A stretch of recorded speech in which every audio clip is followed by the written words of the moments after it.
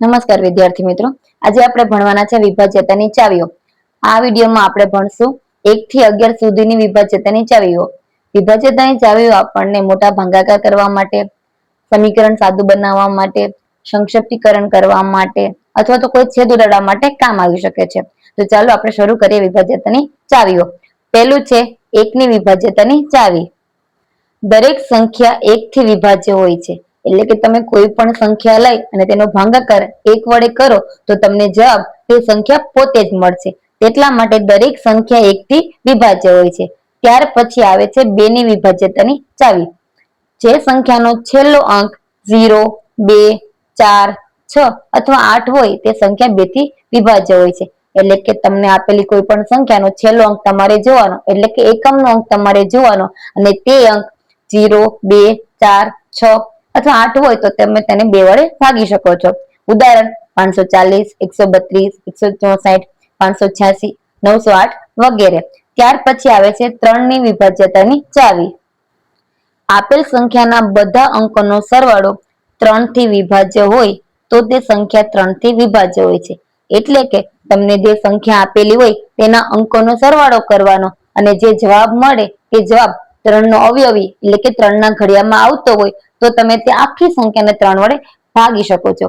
ઉદાહરણ 123, 123 આપેલ છે એટલે કે 1 + 2 + 3 જવાબ આવશે 6। તમે 6 ને 3 વડે ભાગી શકશો, એટલા માટે 123 ને પણ તમે 3 વડે ભાગી શકો છો। ત્યારબાદ આવે છે 4 ની વિભાજ્યતાની ચાવી। આપેલ સંખ્યાના છેલ્લા 2 અંકોથી બનેલી સંખ્યા 4 થી વિભાજ્ય હોય તો મૂળ સંખ્યા 4 થી વિભાજ્ય હોય છે। એટલે કે તમને જે સંખ્યા આપેલી હોય તેના છેલ્લા 2 અંકને જોવાના, છેલ્લા 2 અંક જો 4 થી વિભાજ્ય હોય તો તે આખી સંખ્યા 4 થી વિભાજ્ય હશે। ઉદાહરણ તરીકે 312, 312 ના છેલ્લા 2 અંક છે 12, 12 ને 4 વડે ભાગી શકાય છે, એટલા માટે 312 ને પણ 4 વડે ભાગી શકાય છે। ત્યારબાદ આવે છે 5 ની વિભાજ્યતાની ચાવી। જે સંખ્યાનો છેલ્લો અંક 0 અથવા 5 હોય તે સંખ્યાને 5 વડે ભાગી શકાય છે। એટલે કે તમને જે સંખ્યા આપેલી હોય તેમાં જોઈ લેવાનું એકમનો અંક એટલે કે છેલ્લો અંક જો 5 હોય અથવા તો 0 હોય તો તે આખી સંખ્યાને તમે 5 વડે ભાગી શકો છો। ઉદાહરણ તરીકે 125, 430 વગેરે। ત્યાર પછી આવે છે 6 ની વિભાજ્યતાની ચાવી। આપેલ સંખ્યા 2 અને 3 બંનેથી વિભાજ્ય હોય તો તે સંખ્યા 6 થી વિભાજ્ય હોય છે। એટલે કે તમારે આપેલી સંખ્યાને જોવાનું અને 2 ની ચાવી અને 3 ની ચાવી બંનેનો ઉપયોગ કરીને જોઈ લેવાનું। જો તે સંખ્યા 2 અને 3 બંનેથી વિભાજ્ય હોય તો તે સંખ્યા 6 થી પણ વિભાજ્ય હશે। ઉદાહરણ તરીકે 246, આમ 246 માં છેલ્લો અંક 6 છે, એટલા માટે તમે તેને 2 વડે પણ ભાગી શકો છો અને અંકોનો સરવાળો કરતા 2 + 4 + 6 એટલે કે 12 જવાબ મળે, જેને પણ તમે 3 વડે ભાગી શકો છો। એટલે કે આપેલી સંખ્યા 2 અને 3 બંને વડે વિભાજ્ય છે, એટલા માટે તે 6 વડે પણ વિભાજ્ય છે। ત્યાર પછી આવે છે 7 ની વિભાજ્યતાની ચાવી। આપેલ સંખ્યાનો છેલ્લો અંક અલગ કરીને તેને 2 થી ગુણો અને બાકી રહેલી સંખ્યામાંથી બાદ કરો। જવાબ 7 થી વિભાજ્ય હોય તો મૂળ સંખ્યા 7 થી વિભાજ્ય હોય છે। ઉદાહરણ તરીકે 203, હવે 203 નો છેલ્લો અંક 3 છે, 3 ને 2 વડે ગુણો, 3 × 2 એટલે કે જવાબ તમને 6 મળશે। હવે 6 ને તમારે બાકી રહેલી સંખ્યામાંથી એટલે કે 20 માંથી બાદ કરવાના છે। 20 - 6 કરતા જવાબ 14 મળે છે। 14 ને 7 વડે ભાગતા જવાબ 2 મળે છે, એટલે કે 14 ને 7 વડે ભાગી શકાય તો આખી સંખ્યાને પણ તમે 7 વડે ભાગી શકો છો। ત્યારબાદ આવે છે 8 ની વિભાજ્યતાની ચાવી। સંખ્યાના છેલ્લા 3 અંકોથી બનેલી સંખ્યા 8 થી વિભાજ્ય હોય તો મૂળ સંખ્યા 8 થી વિભાજ્ય હોય છે। એટલે કે તમને આપેલી સંખ્યાના છેલ્લા 3 અંક તમારે જોવાના અને છેલ્લા 3 અંક વડે જો 8 ને ભાગી શકાય તેમ હોય તો તે આખી સંખ્યાને એટલે કે મૂળ સંખ્યાને પણ તમે 8 વડે ભાગી શકશો। ઉદાહરણ તરીકે 31512, તેના છેલ્લા 3 અંક છે 512, હવે 512 ને તમે 8 વડે ભાગશો તો જવાબ આવશે 64। એટલે કે 512 ને તમે 8 વડે ભાગી શકો તો તે આખી સંખ્યાને તમે 8 વડે ભાગી શકો છો। ત્યારબાદ આવે છે 9 ની વિભાજ્યતાની ચાવી।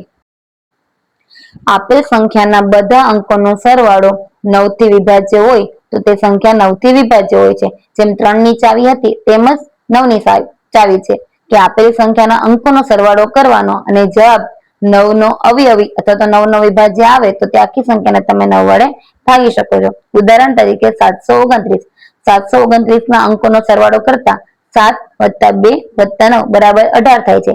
18 ને 9 વડે ભાગી શકાય છે, એટલે આખી સંખ્યાને પણ 9 વડે ભાગી શકાય છે.